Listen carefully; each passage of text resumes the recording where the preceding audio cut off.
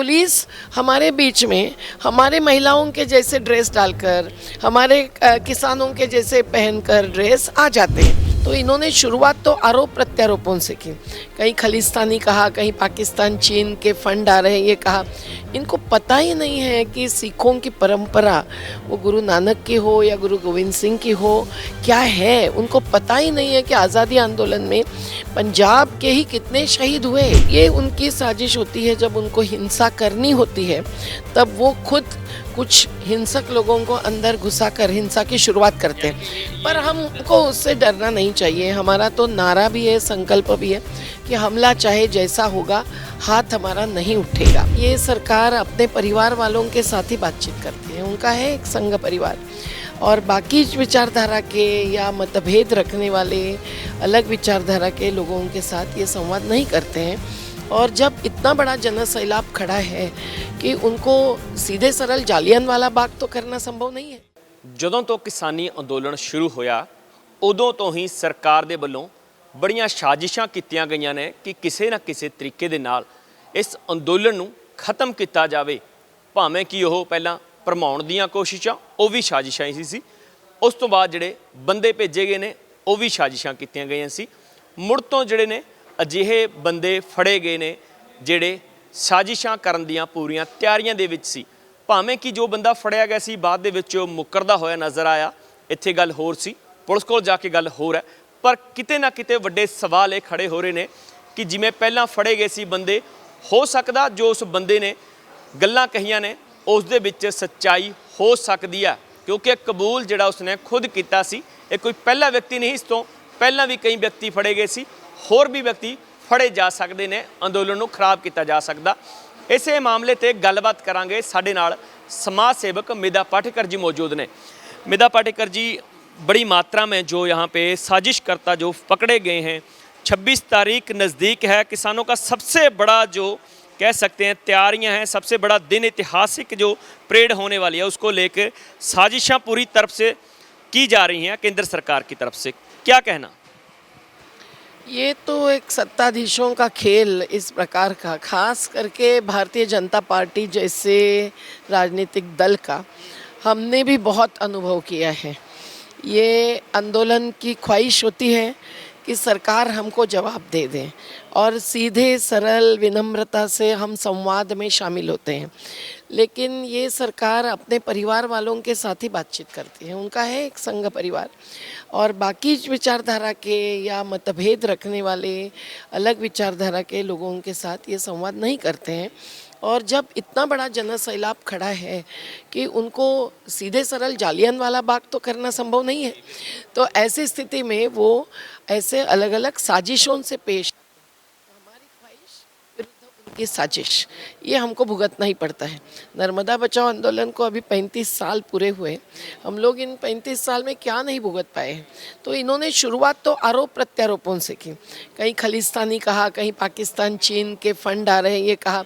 इनको पता ही नहीं है कि सिखों की परंपरा वो गुरु नानक की हो या गुरु गोविंद सिंह की हो, क्या है उनको पता ही नहीं है कि आज़ादी आंदोलन में पंजाब के ही कितने शहीद हुए, 2100 से ज़्यादा।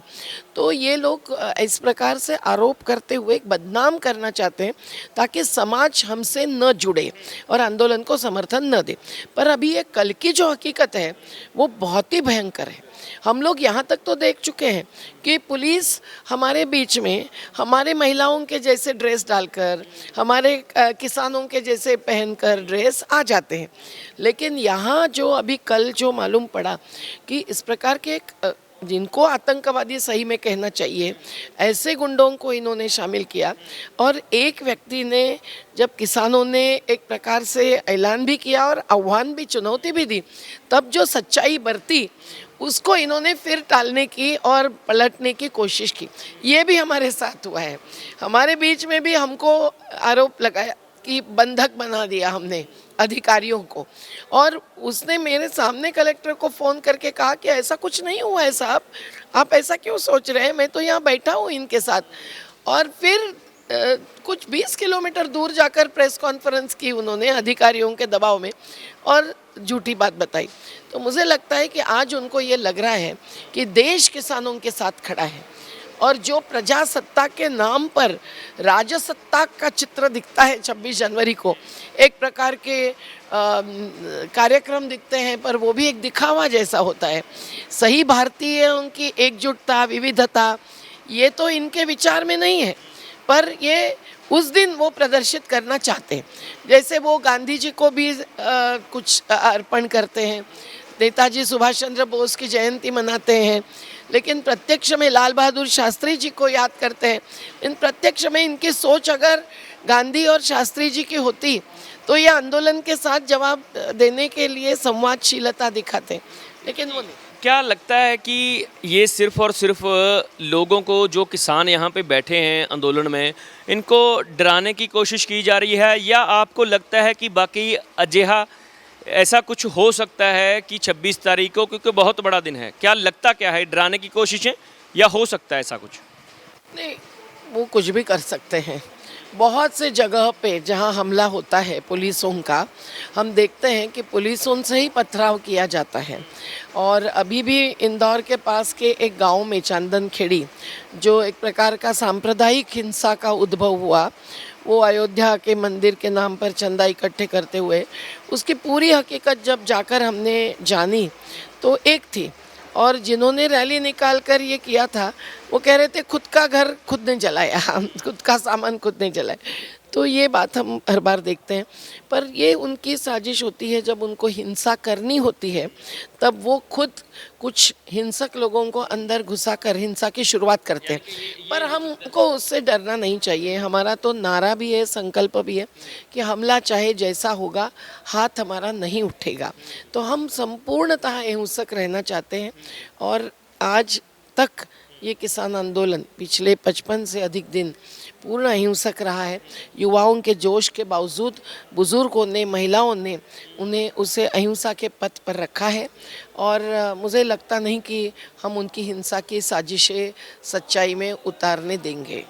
एक जो डेडलॉक बन चुका है, अब जो मीटिंग हुई थी कल की, उसमें डेडलॉक बन चुका है, यानी कि पहले भी डेडलॉक बना था कि कोई तारीख नहीं थी, उसके बाद मीटिंग 25 दिन का डेडलॉक रहा, 25 दिन बाद डेडलॉक टूटा जब अमित शाह ने मीटिंग बुलाई थी।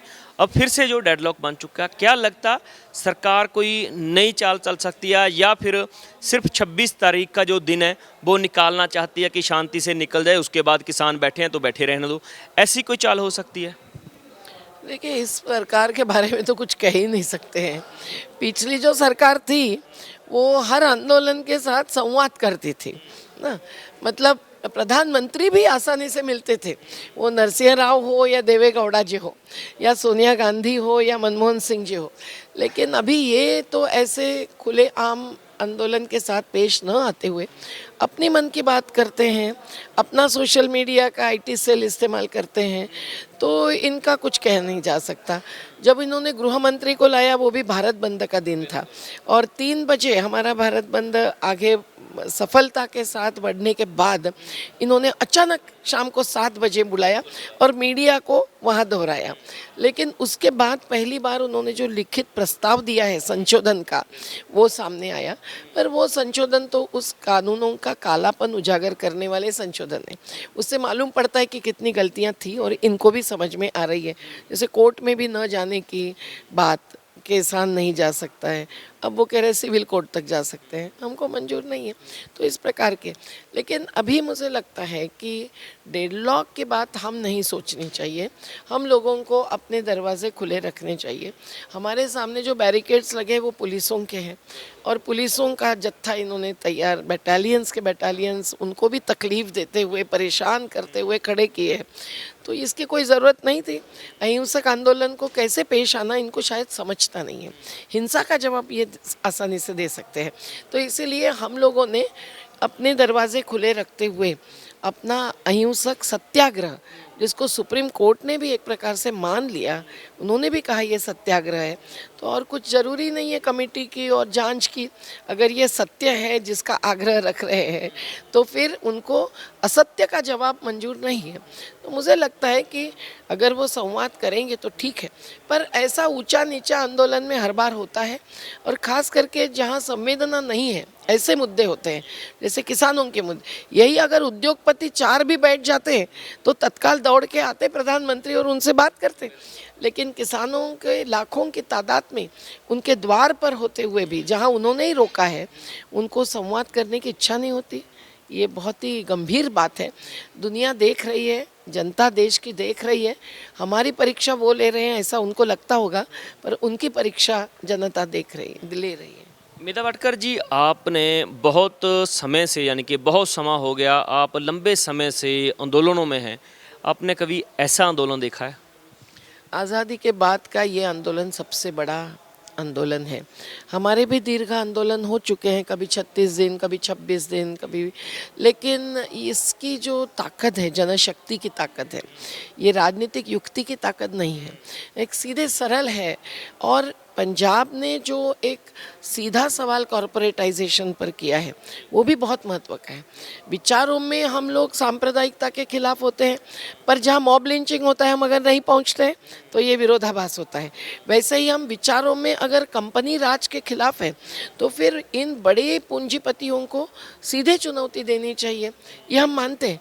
पंजाब के लोगों ने, किसानों ने ही नहीं, पूरे बुद्धिजीवी श्रमजीवियों की एकजुटता ने जो सवाल खड़ा किया, और मॉल्स रिलायंस के या रिलायंस के पेट्रोल पंप ये सब बने, ऐसे व्यक्ति के जो मुकेश अंबानी हर रोज़ की कमाई उसकी बताते हैं कि 1045 करोड़ रुपए है, और किसान को या खेत मजदूर को 1045 रुपया भी नहीं मिलता है। तो ये गैर बराबरी के खिलाफत की बात आज जैसे आज़ादी आंदोलन में अंग्रेज़ों के खिलाफ उठी थी, वैसे आज देश के सामने उठाई गई है। ये एक इस आंदोलन की बहुत बड़े योगदान की ताकत है। इस आंदोलन में तकरीबन 2 महीने यहाँ पे हुए हैं दिल्ली की सड़कों पे बैठे किसानों को, लेकिन 2 महीनों में जो 150 के आसपास हैं जो शहीदियाँ हो चुकी हैं, शहादत का जाम पी चुके हैं लोग, तो उनके बारे में प्रधानमंत्री हो या गृह मंत्री हो या कोई भी मंत्री या केंद्र का या भाजपा कोई नेता हो, उनके बारे में 2 शब्द भी नहीं कहे। एक लफ्ज़ नहीं, 2 भी नहीं, एक भी नहीं। हमने ये देखा है ना, नर्मदा में भी ये बांध पर मनाते हैं, सजाते हैं और तितलियां छोड़ते हैं, टूरिज़्म पर ध्यान देते हैं, पर कभी भी इन्होंने विस्थापितों के बारे में एक शब्द नहीं उच्चारा है। उनके पूरे भाषण उपलब्ध है, कोई भी देख सकता है। और उल्टा बहुत ही निर्दयता से गुजरात के आदिवासियों के साथ आज उस सरदार सरोवर बांध के पास सरदार पटेल जी की मूर्ति भी रोती होगी, ऐसी स्थिति में ये पेश आ रहे हैं। तो ये तो इनकी संवेदनशीलता न होने की ही बात है। तो जो वेदना है हमारे मन में वो यही है कि आज जनतंत्र और संविधान का पालन नहीं हो रहा है, और उसके पालन का ही आग्रह केवल लेकर किसान जब आए, वो 1.5 गुना मांग रहे हैं लागत के दाम। जबकि आप बॉटल्ड वाटर लीजिए, आप किसी भी कंपनी की कोई भी उत्पादित वस्तु लीजिए, ये 100 गुना मुनाफा कमाते हैं।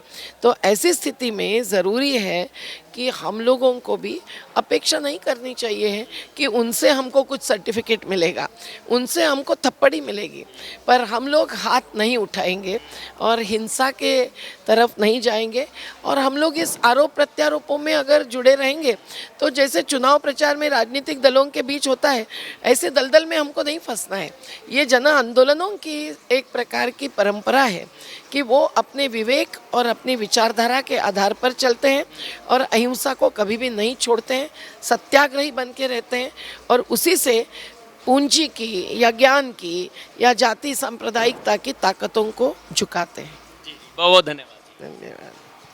ਸੋ ਇਹ ਸੀ ਮੇਧਾ ਪਾਟੇਕਰ, ਜਿਨ੍ਹਾਂ ਦੇ ਵੱਲੋਂ ਸਾਫ਼ ਤੌਰ ਤੇ ਕਿਹਾ ਜਾ ਰਿਹਾ ਕਿ ਇਹ ਅੰਦੋਲਨ ਆ ਜਿਹੜੇ ਅਸੀਂ ਜ਼ਬਰ ਦਾ ਜਿਹੜਾ ਮੁਕਾਬਲਾ ਅਸੀਂ ਜ਼ਬਰ ਨਾਲ ਨਹੀਂ ਬਲਕਿ ਸਬਰ ਨਾਲ ਕਰਾਂਗੇ, ਕਿਉਂਕਿ ਸਰਕਾਰਾਂ ਦੀ ਮਨਸ਼ਾ ਆ, ਸਰਕਾਰਾਂ ਦੀ ਮਨਸ਼ਾ ਹੈ ਤੇ ਹੁੰਦੀ ਵੀ ਆ ਸਰਕਾਰਾਂ ਦੀ ਮਨਸ਼ਾ ਕਿ ਕਿਸੇ ਨਾ ਕਿਸੇ ਤਰੀਕੇ ਦੇ ਨਾਲ ਕਿਸਾਨਾਂ ਨੂੰ ਭੜਕਾਇਆ ਜਾਵੇ ਤਾਂ ਜੋ ਅੰਦੋਲਨ ਨੂੰ ਕਮਜ਼ੋਰ ਕੀਤਾ ਜਾ ਸਕੇ, ਅੰਦੋਲਨ ਨੂੰ ਤਾਰਪਿੱਡੋ ਕੀਤਾ ਜਾਵੇ। ਅਜਿਹੀਆਂ ਸ਼ਾਤਿਰ ਚਾਲਾਂ ਜਿਹੜੀਆਂ ਨੇ ਦੇਖੀਆਂ ਜਾ ਰਹੀਆਂ ਨੇ ਲਗਾਤਾਰ ਸਰਕਾਰਾਂ ਦੇ ਵੱਲੋਂ, ਪਰ ਹਰ ਕੋਈ ਇਹੀ ਕਹਿ ਰਿਹਾ ਕਿ ਅਸੀਂ ਸਰਕਾਰਾਂ ਦੀਆਂ ਇਹਨਾਂ ਚਾਲਾਂ ਦੇ ਵਿੱਚ ਨਹੀਂ ਆਵਾਂਗੇ। ਅਸੀਂ ਸ਼ਾਂਤੀਪੂਰਵਕ ਢੰਗ ਦੇ ਨਾਲ ਇਸ ਅੰਦੋਲਨ ਨੂੰ ਚਲਾਇਆ ਤੇ ਇਸ ਅੰਦੋਲਨ ਨੂੰ ਚਲਾਵਾਂਗੇ ਤੇ ਉਦੋਂ ਤੱਕ ਇਹ ਅੰਦੋਲਨ ਚੱਲਦਾ ਰਹੂਗਾ ਜਦੋਂ ਤੱਕ ਇਹ ਖੇਤੀ ਕਾਨੂੰਨ ਰੱਦ ਨਹੀਂ ਹੁੰਦੇ। ਲਗਾਤਾਰ ਤੁਸੀਂ ਬਣੇ ਰਹੋ D5 ਚੈਨਲ ਪੰਜਾਬੀ ਦੇ ਨਾਲ, ਪਲ ਪਲ ਦੀ ਜਾਣਕਾਰੀ ਤੁਹਾਨੂੰ ਦਿੰਦੇ ਰਹਾਂਗੇ। D5 ਚੈਨਲ ਪੰਜਾਬੀ ਹੁਣੇ ਸਬਸਕ੍ਰਾਈਬ ਕਰੋ, ਬੈਲ ਆਈਕਨ ਤੇ ਕਲਿੱਕ ਕਰੋ।